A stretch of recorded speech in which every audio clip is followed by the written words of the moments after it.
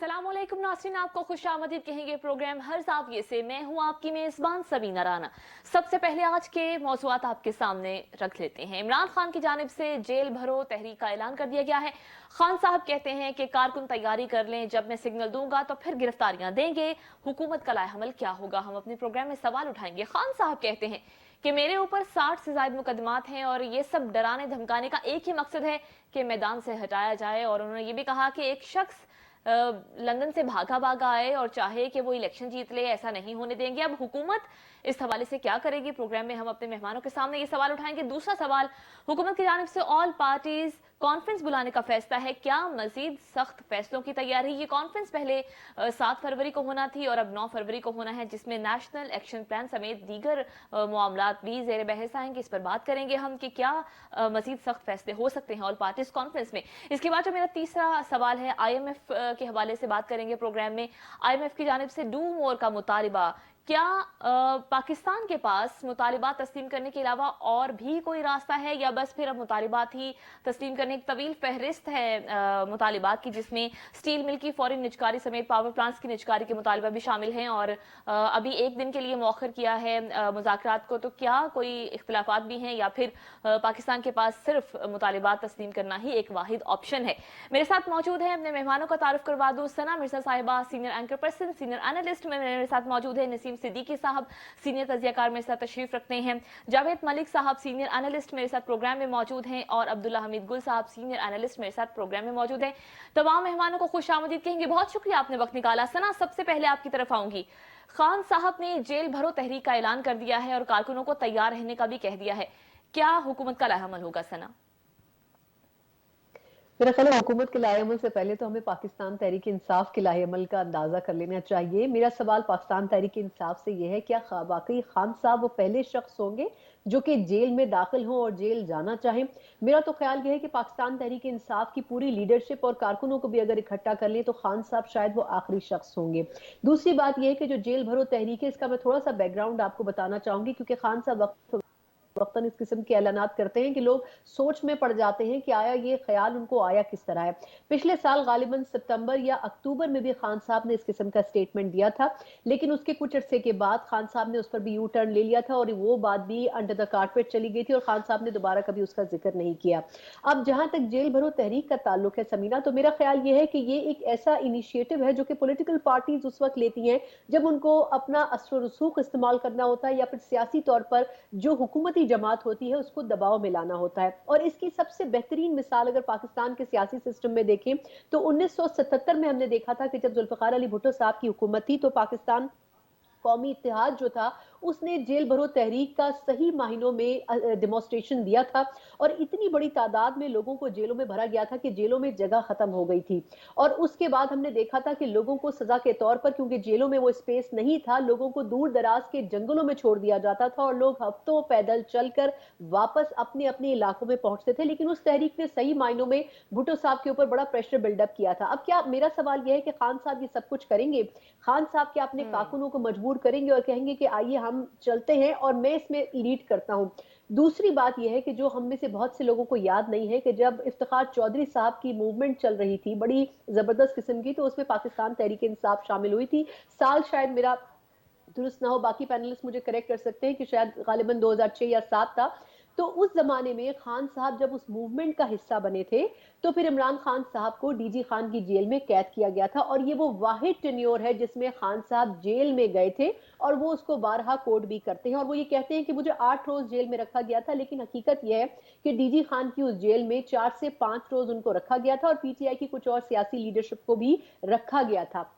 लेकिन दिलचस्प बात यह है कि खान साहब और जो दीगर लीडरशिप थी उन्होंने फिर बॉन्ड भर के दिए थे और ये कहा था कि हम दोबारा इफ्तिखार चौधरी साहब की जो मूवमेंट है उसमें एक्टिवली पार्टिसिपेट नहीं करेंगे। और इसके बाद हमने देखा था कि इफ्तिखार चौधरी साहब की मूवमेंट से खान साहब किनारकश हो गए थे। तो मैं कंक्लूड कर लेती हूँ क्विकली कि खान साहब से मैं एक्सपेक्ट नहीं करूंगी कि खान साहब ये सब कुछ कर सकते हैं, क्योंकि जो जेल की सोबतें होती हैं बड़ी सख्त होती हैं और मुझे नहीं लगता कि खान साहब अपने जो इन्होंने स्टेटमेंट दिया है इसके ऊपर स्टैंड करेंगे। राइट सना, आपका पॉइंट आके। नसीम सिद्दीकी साहब, आप क्या कहेंगे? देखिए, अपना एक दफा एक शागिर्द था, उसने एक मजमून याद किया हुआ था फुटबॉल का मैच और इम्तिहान में आ गया कि जहाज़ का सफ़र। تو جب وہ اس نے شروع کیا تو اس نے کہا کہ میں جہاز میں بیٹھا, جب جہاز اڑا تو میں نے کھڑکی سے نیچے دیکھا تو فٹ بال کا میچ ہو رہا تھا. پھر اس نے پورا میچ جو ہے فٹ بال پہ لکھ دیا. تو میں آپ کے سوال کا جواب دیتا ہوں. آپ نے پوچھا کہ حکومت کا کیا لائحہ عمل ہوگا. یہاں تو عمران خان کیا کریں گے اور عمران خان کی جو کمزوریاں ہیں ان کو گنوا دیا گیا. بات یہ کہ حکومت کیا کرے گی, حکومت وہی تشدد کرے گی, وہی پرانے طریقے اپنائے گی. اور اگر انہوں نے جیل بھرو تحریک شروع کر دی اور کارکنان نے کہنا شروع کر دیا ہے, جو لیڈر حضرات ہیں دوسرے پی ٹی آئی کے, انہوں نے بھی کہا ہے کہ ہم جیل جانے کے لیے تیار ہیں. تو یہ سارے ٹیکٹکس جو ہے یہ کسی بھی سیاسی پارٹی کے پاس ٹولز ہوتے ہیں. اور آپ نے دیکھا کہ عمران خان صاحب اگر اپوزیشن میں ہوتے ہیں تو وہ بالکل اس قسم کی جو آئینی اور قانونی چیزیں ہیں جس کی اجازت ہے ہر سیاسی پارٹی کی, وہ اس طرح کے کام کرتے ہیں اور حکومت کو انڈر پریشر لاتے ہیں. اب تقریباً 1 سال ہونے کو ہے, 10 اپریل کو 1 سال ہو جائے گا جب ووٹ آف نو کانفیڈنس ہوا تھا اور عمران خان اور پی ٹی آئی کی حکومت کو ختم کر دیا گیا تھا. اس وقت سے عمران خان نے حکومت کو مسلسل پریشر میں رکھا ہوا ہے اور حکومت کو جو کام کرنے چاہیے, جو وہ پاکستان کو دیوالیہ پن سے نکالنے آئے تھے, پاکستان کی معیشت کو بہتر کرنے آئے تھے, وہ تو ابھی تک نہیں کر سکے. شروع میں آپ نے دیکھا کہ مفتاح اسماعیل نے کچھ کوشش کی لیکن اس کے بعد اسحاق ڈار آ گئے اور آپس میں ان کی کافی نوک جھوک شروع ہو گئی. تو حکومت وہی ہتھ کنڈے اپنائے گی, عوام کو پکڑے گی, لیڈیز کو ڈنڈے مارے گی, بچوں پہ آنسو گیس پھینکے گی. لیکن ایک اپوزیشن کی طرف سے ایک چیز چل رہی ہے کہ آپ چلے قومی اسمبلی کے اگر انتخابات ہیں تو آپ نہ کروائیں, اس میں اکتوبر میں ڈیٹ پوری ہوتی ہے, لیکن جو 2 صوبائی اسمبلیاں تحلیل کی گئی ہیں اس میں تو آپ کو 90 روز کے اندر الیکشن کرانے, اس سے حکومت کیوں فرار چاہتی ہے. تو حکومت کا تو مقصد ہی ہے کیونکہ ان کو پتہ ہے کہ عمران خان صاحب کی پاپولیرٹی اس وقت بہت زیادہ ہے. آپ نے بھاولپور اور ملتان میں جو کنونشنز ہوئے ان کا حال دیکھ لیا کہ کس طرح جگہ چینج کی گئی, شادی ہال کے اندر اب جلسے جلوس کیے جا رہے ہیں. تو حکومت تو بوکھلائی ہوئی ہے, وہ سیاسی میدان میں مقابلہ ہی نہیں کرنا چاہتی. تو وہ بالکل جو پہلے انہوں نے ہتھ کنڈے استعمال کیے تھے انہی کو وہ دوبارہ استعمال کریں گی. جی رائٹ, آپ کا پوائنٹ آ گیا. جاوید ملک صاحب, آپ کیا سمجھتے ہیں کہ کیا لائحہ عمل ہوگا حکومت کا؟ اور خان صاحب کی اگر بات کریں, جو وہ سٹیٹمنٹ دے رہے ہیں جس کا بھی جیسے ثنا بھی بات کر رہی تھی, کیا خان صاحب اس پہ قائم رہیں گے؟ جو باتیں کر رہے ہیں وہ پریکٹیکلی بھی ہم دیکھیں گے؟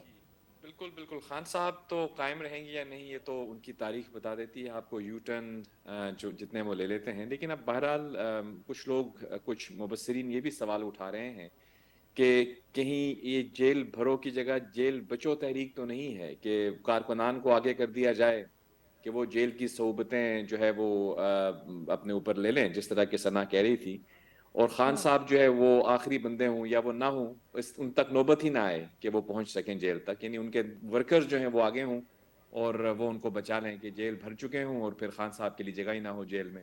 کچھ مبصرین کا یہ سوال ہے, آئی ڈونٹ نو, باقی پینلسٹ اس پہ بات کر سکتے ہیں. خان صاحب کا جہاں تک تعلق ہے, اس حد تک تو میں ایگری کروں گا کہ وہ انہوں نے ڈیفینیٹلی حکومت کو پریشر میں رکھا ہوا ہے, یعنی آلموسٹ 1 سال ہونے کو ہے, اور کسی نہ کسی حوالے سے وہ کسی نہ کسی اپنے جو پولیٹیکل ٹیکٹک ہے اس کے ذریعے وہ میڈیا کے اندر زنت بنتے رہتے ہیں, اور انہوں نے اپنے آپ کو ریلیونٹ رکھا ہوا ہے. اس چیز پہ آپ ان سے اختلاف نہیں کر سکیں گے کہ ایز اے پولیٹیکل اینٹی انہوں نے اپنے آپ کو برقرار رکھا ہے, کیونکہ کچھ لوگ جو یہ سمجھتے تھے کہ ان کو ہٹانے کے بعد وہ بالکل ہی غیر مؤثر ہو جائیں گے, ایسا نہیں ہوا. اس حد تک تو ٹھیک ہے. لیکن خان صاحب کی جو پولیٹیکل اسٹریٹجی ہے اس کے اوپر اگر آپ غیر جانبدارانہ طور پر نظر ڈالیں تو ان کی پسپائی ہی نظر آتی ہے آپ کو. پہلے انہوں نے کہا کہ میں اتنا پریشر ڈالوں گا کہ یہ حکومت جو ہے یہ گر جائے گی, اور میں اسمبلیوں سے وہ نکل گئے اس امید سے کہ وہ نکلیں گے تو گورنمنٹ ول ناٹ فنکشن, اور حکومت اس پریشر کے اندر وہ کولیپس کر جائے گی. وہ ان کی ناکامی ہوئی. پھر انہوں نے دیکھا کہ میں لانگ مارچ نکالوں گا, میں دھرنے دوں گا, میں اتنی زیادہ پروٹیسٹ کر لوں گا کہ میں حکومت کو پریشر میں لا کے گرا دوں گا. وہ بھی ناکام ہو گئے. پھر ان کے اس کے علاوہ جتنی بھی ان کی تحریکیں یا جو بھی ان کی اسٹریٹجیز چلی ہیں ابھی تک وہ ناکامی سے ہی دوچار ہوئی ہیں, کیونکہ حکومت یقیناً بہت پریشر میں ہے. پریشر ہونے کی 2 ریزنز ہیں. آف کورس خان صاحب بھی ایک ریزن ہے, لیکن جو جس سے بڑی ریزن ہے وہ میں یہ سمجھتا ہوں کہ وہ خان صاحب کا کیا دھرا جو ان کے سر پر آ چکا ہے, یعنی اکنامک کرائسس جو ان کو انہیریٹ کیا گیا ہے, جس کو یہ ریزالو کرنے کی کوشش کر رہے ہیں, لیکن مجھے لگتا نہیں ہے کہ کر پائیں گے, کیونکہ یہ اتنے بڑے چیلنجز چھوڑ کے گئے ہیں کہ یہ 1 سال میں یا 2 سال میں ان کو ریزالو کرنا جو ہے وہ ممکن نہیں ہے. اس کے لیے ایک لمبی اسٹریٹجی چاہیے ہوگی, جس کے بارے میں ہم پہلے بھی بات کر چکے ہیں. آپ کے اس سوال کا جواب یوں کہ حکومت کی اسٹریٹجی کیا ہوگی. حکومت یقیناً اپنے آپ کو برقرار رکھنے کی پوری کوشش کرے گی, لیکن مجھے نہیں لگتا کہ یہ جیل بھرو تحریک جو ہے یہ کوئی اتنی پریشر لے آئے گی، کیونکہ آئندہ کچھ ماہ میں ویسے بھی انتخابات ہو جائیں گے، اور پھر انتخابات میں کون کامیاب ہوتا ہے اس پہ یہ منحصر ہوگا کہ مستقبل میں حکومت میں کون آتا ہے۔ ٹھیک جاوید صاحب، آپ کا پوائنٹ آ گیا۔ عبداللہ حمید گل صاحب، آپ کیا سمجھتے ہیں حکومت کا کیا لائحہ عمل ہوگا؟ بسم اللہ الرحمن الرحیم، بہت شکریہ آپ کا۔ جو پہلے دو ایک باتیں سمجھنے کی بہت ضرورت ہے۔ ایک تو یہ کہ جب کوئی کنسیشن دیتا ہے تو وہ ایک سائن آف کانفیڈنس ہوتا ہے، اور اس سے پہلے حکومت کہیں کنسیشن دیتے ہوئے نظر نہیں آئی، اور حکومت ویکر گراؤنڈ پہ تھی، آج بھی ہے یقیناً، لیکن آل پارٹی کانفرنس کے اندر مدعو کرنا یہ یقیناً ایک کنسیشن کا سائن ہے۔ اور جو ایگریشن ہوتا ہے وہ جب انسان ویک ہوتا ہے تو وہ ایگریشن کا راستہ اختیار کرتا ہے، جس طرح سے بھارت کشمیر کے اندر جو ہے وہ اختیار کیے بیٹھا ہے۔ اب مسئلہ یہ ہے کہ صرف دھونس دھاندلی یا ڈھکوسلا یا آپ نے ان کو تڑی لگانا جس کو کہا جاتا ہے پنجابی میں، یہ کام نہیں چلے گا۔ اس کا مطلب واضح نظر آ رہا ہے کہ 4 ماہ سے تو وہ گھر میں بیٹھے میں ہیں، اور جو بھی بات انہوں نے بولی ہے ابھی تک اس کا کوئی عملاً رزلٹ ہمیں سامنے نہیں نظر آتا۔ آپ نے دیکھا کہ اسمبلی میں نہیں جاؤں گا، لیکن پھر اسی اسمبلی کے لیے جو ہے وہ بہت پاپڑ بیلے گئے اور اس اسمبلی کا حصہ بننا چاہتے تھے، اور یہی بات تمام میرے خیال میں لوگ یہی کر رہے تھے کہ آپ نے جو بھی محاذ آرائی رکھنی ہے سیاست کے اندر وہ آپ اسمبلی کے دائرے کے اندر رہ کے کریں۔ ابھی دیکھنے میں یہ آتا ہے کہ 10 اپریل کو ایک بہت بڑا دنیا کے اندر، پوری دنیا میں پاکستانی جو لوگ تھے وہ سڑکوں کے اوپر آئے اپنے اپنے ممالک کے اندر بیٹھ کے، اور یہ یقیناً، اور اس میں لیڈرز نہیں تھے، کوئی M N A M P A کوئی منسٹرز جو ہے اس کو لیڈ نہیں کر رہے تھے، بالخصوص اسلام آباد یا کراچی کی آپ بات کریں تو اس میں لوگ اپنے طور پر نکلے تھے۔ لیکن پھر اس کے بعد ہم نے یہ بھی دیکھا کہ خان صاحب کو جب نااہل قرار دیا گیا تو کتنے لوگ نکلے، اور پھر اس کے بعد ہم نے یہ بھی دیکھا جب ان کو گولی لگی تو پھر کتنے لوگ نکلے۔ پھر یہ کہا گیا کہ فواد چودھری جو ہے وہ ہماری ریڈ لائن ہے، اور پھر فواد چودھری جو ہے ان کو جو لے جانے والے لے گئے اور باقی لوگ ناشتہ کرتے رہ گئے۔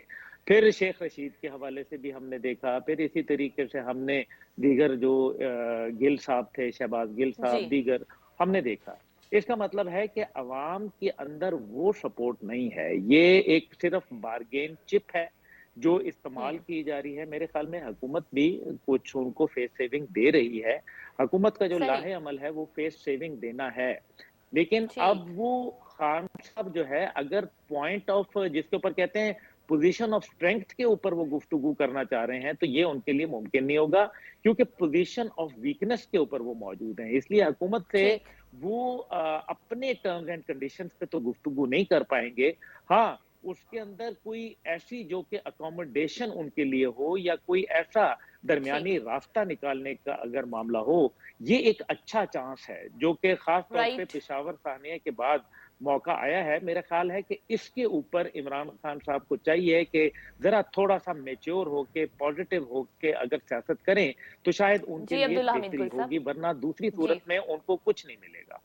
ٹھیک عبداللہ حمید گل صاحب، آپ کا پوائنٹ آ گیا۔ ناظرین، مجھے پروگرام میں یہاں ایک بریک شامل کرنی ہے، بریک کے بعد واپس آئیں گے تو بات کریں گے حکومت نے آل پارٹیز کانفرنس بلانے کا فیصلہ کیا ہے۔ میرے ساتھ رہیے۔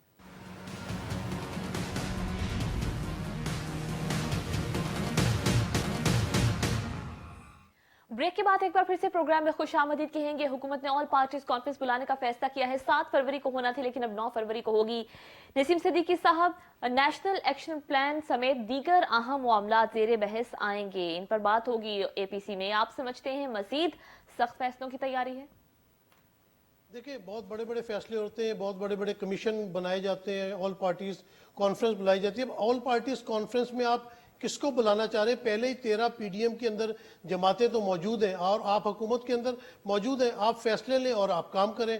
نیشنل ایکشن پلان کے اوپر کسی نے بھی عمل نہیں کیا، اگر اس کے اوپر پوری طرح عمل کیا جائے تو پاکستان کے اندر سے دہشت گردی بہت جلدی ختم ہو سکتی تھی۔ اور آپ نے دیکھا کہ ایک دور تھا جب آرمی چیف राहिल शरीफ साहब आए, ज़रब असब शुरू हुआ, उसके बाद बहुत दहशतगर्दी में कमी आई, फिर जनरल बाजवा आए, रद्दुल फसाद उन्होंने शुरू किया। तो ये तरीके, ये कॉन्फ्रेंसेस करने से इस तरह नहीं होगा। बात ये कि जिस तरह अभी मेरे बड़े प्यारे भाई अब्दुल्ला गुल साहब बात कर रहे थे कि इमरान खान की ये चीज़ भी कामयाब नहीं हुई, उन्होंने ये कॉल दी, ये भी कामयाब नहीं हुई, लोग बाहर नहीं निकले, इसका मतलब है कि इमरान खान साहब बहुत अनपॉपुलर है। तो मेरे ख्याल से फिर गवर्नमेंट को या पीडीएम को ऐसा क्या खौफ है कि वो इलेक्शन में नहीं जा रहे, क्योंकि इमरान खान साहब के पीछे तो कोई निकल ही नहीं रहा है। उनको चाहिए कि फौरी तौर पे इलेक्शन करवा दे, 2 सूबाई असम्बलियाँ हैं, और बल्कि जनरल इलेक्शन कॉल कर दे, ताकि ये जो इस वक्त फसाद मचा हुआ इलेक्शन होगा कि नहीं होगा, एक अनसर्टिनिटी है, इस सियासी अदम इस्तेकाम की वजह से जो मुआशी अदम इस्तेकाम है, ये भी दूर हो जाएगा।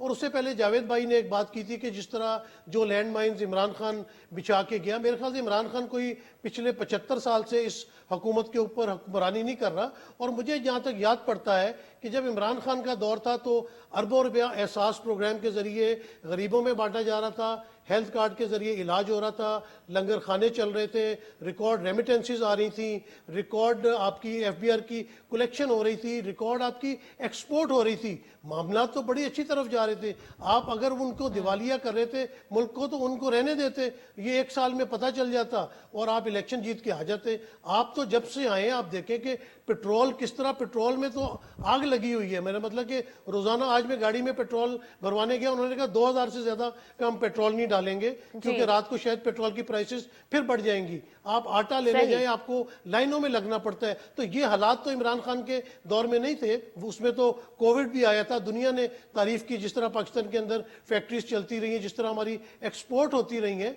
तो बात यह कि आप ऑल पार्टीज कॉन्फ्रेंस बुला के क्या करेंगे, उसका कोई नतीजा नहीं निकलना। इस तरह की आप बहुत सारी कॉन्फ्रेंसेस करते हैं, आप अपनी जो काबीना है उसमें फौज जफरे मौज बढ़ाते चले जा रहे हैं, उसका कोई फायदा भी हो रहा है? जो आवाम से वायदा किया था मईशत बेहतर करने का, आप वो वादा पूरा कर दें। राइट नसीम साहब। जावेद मलिक साहब, आप क्या कहेंगे, मजीद सख्त फैसले होने जा रहे हैं एपीसी में? देखिए, यहाँ तक तो मुझे भी समझ में नहीं आई कि एपीसी जब कहते हैं आप, तो ऑब्वियसली पीडीएम के अंदर बहुत सी जमातें मौजूद हैं, जिसके अंदर तमाम वज़रा भी हैं। तो उसके बाद गालिबन जमात इस्लामी शायद नहीं है, या पीटीआई तो वैसे भी उसने नहीं आना था मेरे ख्याल में, जहाँ तक मुझे लगता है कि उन्होंने तो ऑलरेडी रिफ्यूज़ कर दिया है। तो फिर बचा कौन है जिसके साथ एपीसी होगी? मतलब वो तो ऑलरेडी उनके साथ कोलिजन में है। ये चीज़ मेरी समझ में नहीं आई। आई होप के बाकी दोस्त इस पे कुछ नज़र रोशनी डालेंगे। लेकिन बहरहाल जो इसका सब्सटेंस है वो ये है कि मुल्क की सियासी क़यादत जो है वो मिल के बैठे और मुल्क को दरपेश चैलेंजेस का अजादा करने की कोशिश करे। तो ये तो हम बारहा करते आए हैं, इस पे तो कोई दो राय नहीं है। इसके लिए मिल बैठने की तो आपको कोई खुसूसी कॉन्फ्रेंस की भी ज़रूरत नहीं है, काबीना की मीटिंग्स होती रहती हैं। यकीनन दहशतगर्दी का एक ऐसा अंसर है जो कि अभी रिसेंटली अनफॉर्चुनेटली दोबारा से सर उठा रहा है, और उसके हवाले से एक स्ट्रिक्ट पॉलिसी चाहिए। इस हवाले से अगर बिलखुसूस वो एक एपीसी या नेशनल एक्शन प्लान की रिवाइवल की बात करते हैं, तो यकीनन अस्करी क़यादत और सियासी क़यादत को मिलकर उस पर अमल करना चाहिए। पहले भी ये कामयाबी से किया गया था। आपको याद होगा कि हमारे मुल्क में बहुत दहशतगर्दी थी, और अल्लाह के फजल करम से माजी की जो हुकूमत थी उसने उसको नबराद आजमा हुए और उसको ख़त्म किया। उसके बाद कुछ मुबस्सिरीन ये समझते हैं कि खान साहब की जो पॉलिसीज़ रही हैं कुछ मखसूस हलकों के हवाले से, जहाँ पे उन्होंने कुछ लोगों को रिलीज़ भी कर दिया और ये कहा कि नहीं ये तो हमारे दोस्त हैं, क्या वो पॉलिसी सही थी? अब्दुल्ला गुल साहब, क्योंकि इनके वालिद साहब से मेरी भी अक्सर बात होती थी, ये खुद भी इस पे बड़ी गहरी नज़र रखते हैं। I would like to hear कि उनका क्या व्यू है कि ये दहशतगर्दी जो हो रही है हमारे मुल्क में, एक तरफ तो हमारे अफगानी दोस्त हैं, भाई हैं, उनको हम पिछले 40-50 साल से we have been supporting them, तो क्यों एक नफरत पाई जाती है वहाँ पे पाकिस्तान के हवाले से? ये एक सवाल है जो हमें चाहिए, इस पे हम गौर करें। इवन क्रिकेट का मैच हो या वैसे भी अगर आप देखें तो हम तो उनको अपना भाई समझते हैं, लेकिन क्या वो हमें अपना भाई समझते हैं? मैं अब्दुल्ला गुल साहब की व्यूज जानना चाहूंगा इस पे। जी जावेद साहब, आपका पॉइंट आ गया। अब्दुल्ला हमीद गुल साहब की जानिब आती हूँ। अब्दुल्ला साहब, आप क्या समझते हैं, मज़ीद सख्त फैसले मुतवक्के हैं ऑल पार्टीज कॉन्फ्रेंस में? और जहाँ तक पीटीआई की बात है, उन्हें बाकायदा दावतनामा अभी तक नहीं दिया, उन्हें फोन के जरिए इन्फॉर्म किया गया था एपीसी के बारे में। क्या फैसले हो सकते हैं ऑल पार्टीज कॉन्फ्रेंस में? देखिए जी, दावतनामा तो देना ना देना बाकायदा या फोन के जरिए, देखिए आजकल मॉडर्नाइजेशन है, उसको इस्तेमाल करना चाहिए। लोग मुझे शादी का कार्ड भेजने के लिए कहते हैं कि जी आप हमें बता दें, हम खुद आएँगे, तो मैं उनको यही कहता हूँ व्हाट्सएप कर दें, टेक्नोलॉजी का फ़ायदा उठाएँ। लेकिन बहरहाल अगर ये उनकी रिक्वायरमेंट है तो ज़रूर पूरी होनी चाहिए, अच्छी बात है। और जहाँ तक मेरे ख़्याल में नसीम साहब ने बात की, वो पॉपुलर ज़रूर हैं, इसमें कोई शक नहीं है। हम्म। पॉपुलर तो देखिए ना, शाहरुख खान भी बहुत हैं, 40 करोड़ से ज़्यादा उनकी फ़ैन फ़ॉलोइंग है। लेकिन क्या वो नरेंद्र मोदी के मुकाबले में जीत सकते हैं? और फिर पॉपुलर होना, जब ख़ास तौर पे आपने देखा कि कल कश्मीर के हवाले से हमने ये देखा कि आज़ाद कश्मीर गवर्नमेंट का जो स्टांस था प्राइम मिनिस्टर ऑफ पाकिस्तान के लिए, वो काफ़ी उसमें बदलाव नज़र आया। दूसरी तरफ केपी और पंजाब की हुकूमत तोड़ना, खुद पीटीआई के लोग इस चीज़ को एक्सेप्ट कर रहे हैं कि ये उनकी गलती है। हम्म। और उसके बाद अब ज़ाहिर है वो वाली सिचुएशन नहीं है। जो मैंने बात कही थी वो भी एक रियलिटी है, नसीम साहब जो बात कर रहे हैं इसमें शक नहीं है कि वो पॉपुलर हैं और इलेक्शन करा लें, लेकिन इलेक्शन करा के मैं बिल्कुल फेयर एंड फ्री इलेक्शन हो, तब भी 2/3 मेजॉरिटी नहीं लेते, क्योंकि वोटिंग के डायनामिक्स जो है पाकिस्तान के फ़र्क हैं। अभी जो एपीसी के हवाले से आपने बात की, फैसले तो सख्त होंगे, क्योंकि अभी मेरे ख्याल में 9/11 के बाद जो एक पेट्रियट एक्ट बनाया था अमेरिका ने, क्या अमेरिका में रियासत के मुतल्लिक, इदारों के मुतल्लिक, उनकी इंटेलिजेंस एजेंसीज के मुतल्लिक कोई ऐसे जो है गुफ्तगू कर सकता है खुलेआम, बगैर सबूतों के, बगैर किसी और चीज के? तो नहीं कर सकता। क्या यूएई के अंदर कोई ऐसा जसारत कर सकता है? जब कतर और उनके माबैन मामलात दुरुस्त नहीं थे, तो वहां लफ्ज कतर भी नहीं बोला जा सकता है। ये मलिक साहब हम्म। बहुत अच्छी तरीके से जानते हैं। जहां तक मलिक साहब ने ये बात सही। कही है, मैं मलिक साहब का बात को ज़रूर ठीक। रिस्पॉन्ड करूँगा कि हमें ये ज़रूर देखना है कि जब वहाँ हामिद करज़ई और अशरफ गनी की हुकूमत आई, तो 186 ऐसे जो लोग थे, जो हायर किए गए थे, जो पाकिस्तान के खिलाफ बाकायदा उनके प्रेसिडेंशियल पैलेस बैठ के सोशल मीडिया के ऊपर पाकिस्तान के खिलाफ मुहिम चलाते थे। और यंग जी। जनरेशन, चाहे वो तालिबान के थे या किसी और के थे, जो अफ़गान तालिबान है वो फ़र्क है, जो पाकिस्तान तालिबान है वो फ़र्क है। वो तो अपनी आज़ादी की जंग लड़ रहे थे, और लेकिन हम्म। आज उनको दोहा मुआहदे के मुतालिक जो है वो बिल्कुल अमल पैरा होना चाहिए है। और कोई भी ठीक। शख्स जो पाकिस्तान की सरजमीन पर हमला करे और कोई दूसरे मुल्क में जी। उसको फैसिलिटेट हो, मैं जी उसके अब्दुल्ला साहब। सख्त खिलाफ हूँ। मैं उसकी राइट। मजम्मत करता हूँ, और मेरे वालिद अगर हयात होते तो वो शदीद इसके ऊपर रद्द अमल देते, क्योंकि ठीक बहरहाल अब्दुल्ला हमें हमीद गुल साहब। अफगानिस्तान अच्छा लगता है, लेकिन पाकिस्तान से ज्यादा प्यारा कोई नहीं है। बिल्कुल आपने बचा फरमाया। सना मिर्जा, आप क्या कहेंगे? मैं कहूंगी कि शायद नसीम सिद्दीकी साहब जो हैं वो कुछ उनसियत रखते हैं पाकिस्तान तहरीक इंसाफ से, क्योंकि बड़े अदब के साथ मैं इनकी बड़ी रिस्पेक्ट करती हूँ, लेकिन उन्हें जिस तरीके से गुफ्तगू की वो शायद नहीं करनी चाहिए थी। ना तो मैं पाकिस्तान तहरीक इंसाफ की ब्लाइंड फॉलोअर हूँ, और ना ही मैं मुस्लिम लीग नून की तरफ से कोई लिफाफा जर्नलिस्ट हूँ। लेकिन अगर कोई बंदा कहीं बैठकर तज्जिया देता है ना, तो मेरा ख्याल है कि उसको हकाइक के ऊपर बात करनी चाहिए, सिर्फ कहानियां नहीं सुनानी चाहिए। जहां तक पाकिस्तान तहरीक इंसाफ के सवाल से मुतालिक बात की थी मैंने, तो मैं ये जरूर वाजे करना चाहूंगी कि ये मैंने इसलिए की थी कि हमारे यहाँ हिस्ट्री के ऊपर कोई बात नहीं करता, किसी टॉपिक के, किसी हम्म। क्वेश्चन के बैकग्राउंड के ऊपर कोई बात नहीं करता। और वो मैंने इसीलिए बताया था कि खान साहब माजी में क्या कर चुके हैं और माजी में क्या हो चुका है। ये अलग बात है कि खान साहब वो स्टेटमेंट भूल जाते हैं, तो इसलिए हुकूमती स्ट्रेटेजी तो बहुत अगली स्टेज की बात है। पहले खान साहब से ये तवक्को करनी चाहिए कि वो अपने बयान के ऊपर कायम रहे, उसके बाद यकीनन हुकूमत के हवाले से सवाल उठा सकते हैं कि हुकूमत का लाहेअमल क्या होगा।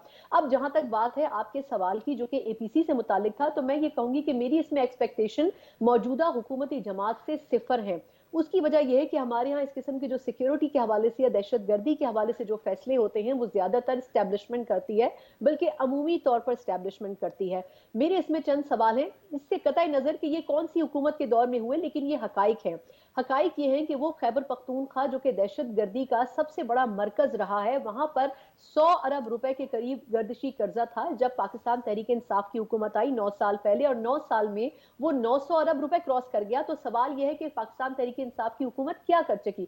चलिए इससे भी हम्म। कतई नजर, जो 400 अरब से ऊपर का अमाउंट इनको दिया गया दहशत गर्दी के खिलाफ जंग में, वो आखिर कहां इस्तेमाल हुआ। लेकिन इसके पैरेलल में ये भी सवाल उठाऊंगी कि मुस्लिम लीग नून को आया जरूरत क्यों महसूस नहीं हुई पिछले 9 साल में या 4 साल में ये सवाल कौमी असेंबली या सेनेट के फ्लोर पे उठाने की कि जो दहशतगर्दी की मद में हुकूम दी जा रही है वो आया दहशतगर्दी के खिलाफ इस्तेमाल हो रही है या फिर नहीं। 2016 में या 17 में गालिबन एपीसी के हवाले से बात की गई, जो एपीएस सानेहा हुआ था, जी। उस वक्त जो नुकात बनाए गए थे उन नुकात के ऊपर आज तक नेशनल एक्शन प्लान पर अमल क्यों नहीं हो सका। तो मेरे सही। ख्याल में ये ईपीसी चाहे अभी हो चाहे 10 दिन बाद हो, मैं बस इसको कंक्लूड कर रही हूँ, उस हवाले से एक्सपेक्टेशन तब तक मेरी नहीं होंगी जब तक कि एस्टैब्लिशमेंट खुद किसी चीज के ऊपर कॉन्क्रीट फैसला करे, क्योंकि जब वहां से फैसला होगा तो उसके बाद ही हमारी सियासी जमातें उस पर लब्बैक कह सकेंगी। अदरवाइज हमारी सियासी जमातें इतनी बालिग और इतनी बलोगत रखती ही नहीं है कि वो इस हवाले से कोई मुश्किल फैसले कर सके। ठीक, राइट सना, आपका पॉइंट आ गया। नाज़रीन, प्रोग्राम में एक ब्रेक शामिल करनी है, ब्रेक के बाद वापस आएंगे तो आईएमएफ के मुतालिबात के हवाले से बात करेंगे। हमारे साथ रहिए।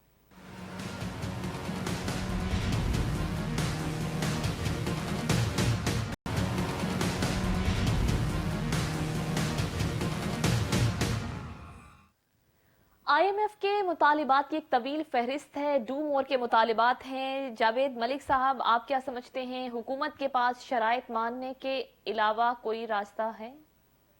सना सना पहले आपकी तरफ आऊंगी, आपका क्या इस पर पॉइंट ऑफ व्यू है? हुकूमत के पास कोई और ऑप्शन भी है या जस्ट अब सिर्फ एक ही रास्ता है कि सारे मुतालिबात मानने हैं हुकूमत को? देखिए, मेरा ख्याल है कि हुकूमत के पास कोई रास्ता नहीं है, और ये जो स्टेटमेंट था शहबाज शरीफ साहब का कि अगर हमें पता होता तो हम शायद आते ही ना, इस हुकूमत को टेक ओवर नहीं करते, मेरा ख्याल है कि ये सरासर एक गलत स्टेटमेंट है। उसकी वजह यह है कि आप भी जानते हैं, हम भी जानते हैं कि ये हुकूमत क्यों आई और पाकिस्तान तहरीक इंसाफ को हुकूमत से क्यों निकाला गया। तो इसलिए शायद ये जो चीज़ जुबान ज़द-ए-आम है उसको अवाम के सामने गलत पैराए में पेश नहीं करना चाहिए।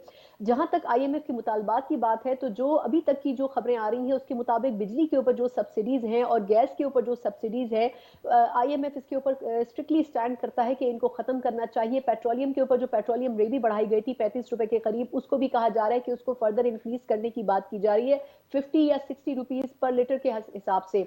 तो मेरा ख्याल ये वो चंद इंपॉर्टेंट मुतालबात है जिसके ऊपर हुकूमत जो है वो किसी तरीके से कन्विंस नहीं हो रही, लेकिन मोस्ट प्रोबेबली इसमें जो बिजली और गैस के निर्ख हैं इसके ऊपर शायद हुकूमत कन्विंस हो जाएगी, क्योंकि जो सर्कुलर डेट है बिजली के हवाले से वो बहुत ज्यादा है।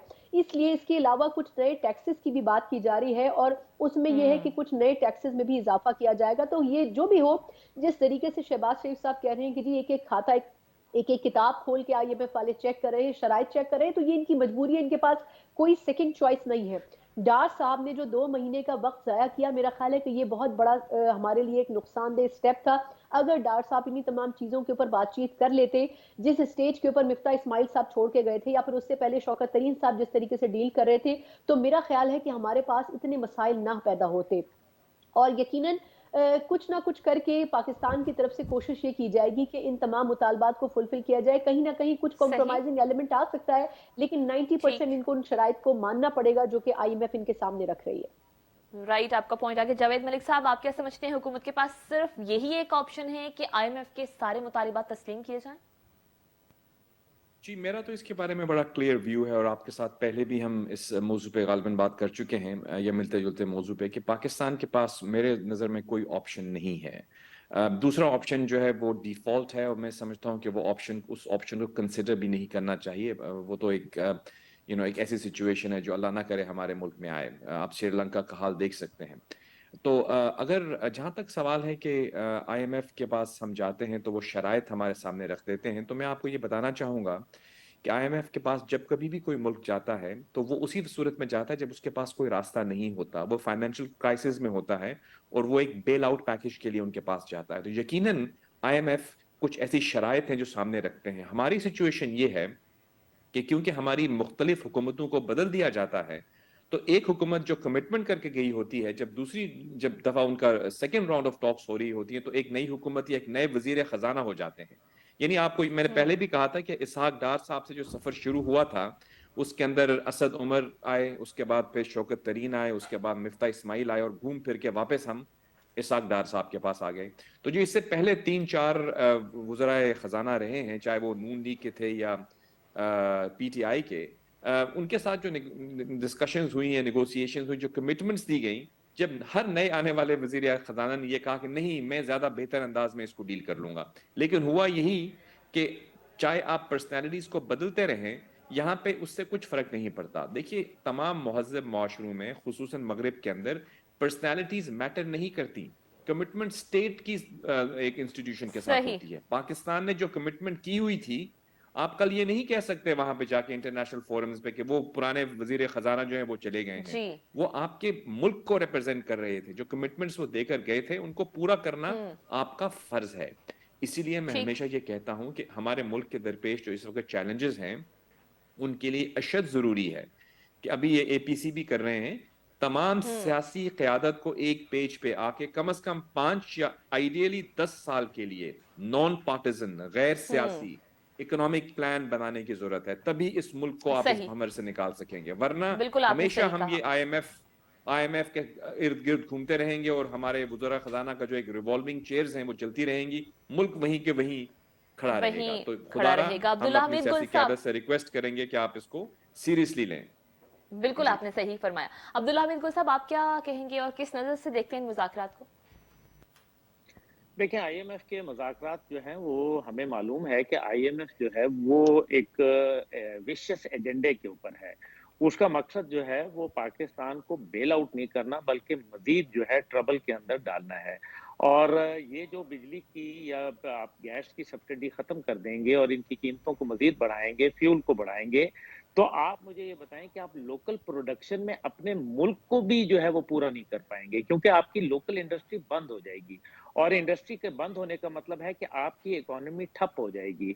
अगर पाकिस्तान में पानी की बोतल 50 रुपए में बन रही है और पता चले कि जी किसी दूसरे मुल्क से, चीन से वही बोतल आपको 30 रुपए में मिल रही है, तो कौन पाकिस्तानी प्रोडक्शन को खरीदेगा? इसलिए एक तो बात ये है। दूसरा, आईएमएफ का ये जो नवा राउंड है, ये आखिर क्या वजह है इतना डिले होना, इतने माह ताखीर क्यों हुई है? असल मसला ये है कि एक तो ये है कि ये जो 2 माह तय हुए, इसके ऊपर इसहाक डार साहब के खिलाफ मेरे ख्याल में एक कैबिनेट इंक्वायरी जरूर बनती है और उनसे पूछना चाहिए कि इसके मुहर्रिकात क्या हैं, क्योंकि उनकी कोताहियों से अगर पाकिस्तान की रियासत का और पाकिस्तान की आवाम का नुकसान होता है तो उसके वो जवाबदेह हैं। दूसरा जो इसके अंदर अहम पहलू है वो है आपके आईएमएफ का हिडन एजेंडा। वो आपके जो डिफेंस रिलेटेड प्रोजेक्ट्स हैं, वो आपके जो नेशनल सिक्योरिटी एसेट्स हैं, जो आपके नेशनल सिक्योरिटी के इदारे हैं, वो उनके अंदर रसाई चाहते हैं। वो ये चाहते हैं कि सही। हमें पता चले कि डिफेंस बजट के कौन-कौन से खुलिए कहाँ-कहाँ खुल रहे हैं, कितना-कितना इस्तेमाल हो रहा है, क्यों इस्तेमाल हो रहा है, किस-किस प्रोजेक्ट पे इस्तेमाल हो रहा है। ये ठीक। पाकिस्तान के ऊपर डायरेक्ट एक हमले के मुतरादिफ है। ये उनकी नाजायज शराइत हैं, इनको तस्लीम नहीं किया जा सकता। श्रीलंका के अगर हवाले से आप बात कर लें तो श्रीलंका में तकरीबन 2.5 लाख फौज को कम करके आज 1,80,000 के ऊपर ले आए हैं और मजीद इसको जो है और 2 साल के अंदर उनको 1 लाख के ऊपर लाना है। देखें, ठीक। हमारी एक सिक्योरिटी रिलेशन प्रॉब्लम है। हमारे गिरदो नवा में आप देखें तो एक तरफ अब हमारे लिए अफगानिस्तान भी एक मुश्किल बन गया है, क्योंकि भारत ने वहां जाके एक बड़ा घिनौना खेल खेला है। दूसरी तरफ सही। हमारा एक इंडियन बॉर्डर है जो कि हमारा एक कॉम्प्रोमाइज्ड जो है वो सूरत हाल हो रही है। अब जो एक और इसके अंदर अहम पहलू है वो है आपका जो आप कहते हैं डिफॉल्ट नहीं करेंगे। मैं जावेद जी। साहब से बिल्कुल, ये बात सही है कि अच्छी बात है कि डिफॉल्ट नहीं होना चाहिए, लेकिन दुनिया में 16 ममालिक डिफॉल्ट किए हैं और उनके अंदर ब्राजील और अर्जेंटीना भी मौजूद हैं।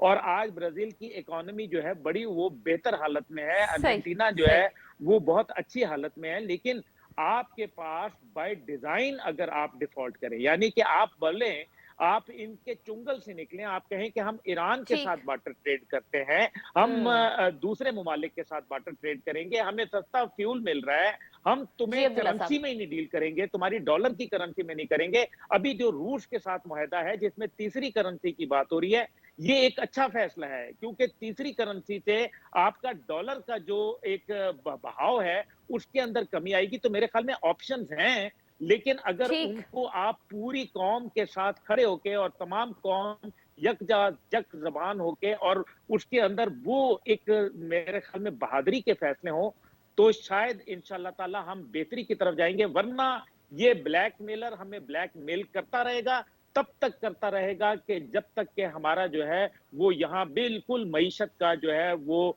लुटिया ना डूब जाए। ठीक, अब्दुल्ला हमीद गुल साहब, आपका पॉइंट आ गया। नसीम सिद्दीकी साहब, व्हाट्स योर टेक? जी, मैं सबसे पहले तो सना मिर्ज़ा से माजरत करता हूँ कि मेरे अल्फाज से अगर उनकी दिल आज़ारी हुई तो माजरत चाहता हूँ।